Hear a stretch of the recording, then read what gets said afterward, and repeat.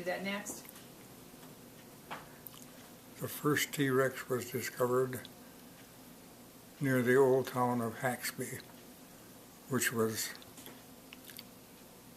5 miles south of Hurly Edwards' ranch in North Garfield County, 50 miles north of Jordan probably. It was discovered by a dude by the name of Barnum Brown, if you were to believe the geology stories, who's in all the books as the discoverer. As a matter of fact, Barnum Brown didn't discover it at all. George Edwards, who is the father of Hurly Edwards, led the great geologist there. The background on this, as told to me by Hurly and his wife many times, is that the Edwardses actually were named Gatch, G-A-A-C-H, I believe. And Frank Gatch, a brother, was the world champion wrestler. But either Frank or George, one or the other, killed a man in wrestling. And I think it was George who killed the man accidentally, of course, but it was an embarrassment.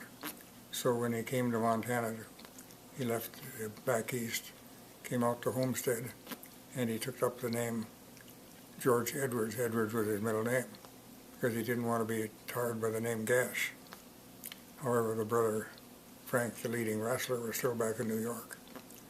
For reasons I don't remember, George Gash was back in New York in about 2000,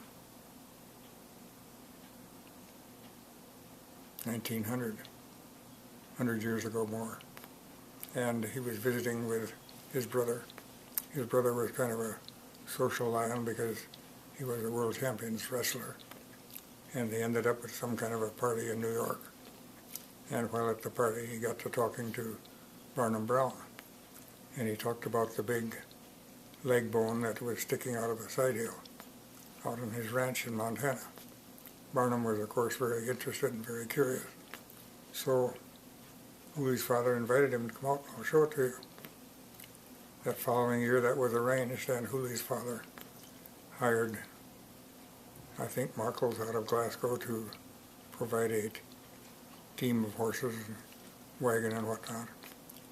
They met the train, loaded up Mr. Barnum Brown, drove him in the wagon from Glasgow to what they call now the Listhmus Ferry, a crossing at the Missouri River with a combination of Listico and Gamus, who ran it. That was where they got Listhmus. And they ferried the wagon and the horses across the Missouri to the Hurly side of it.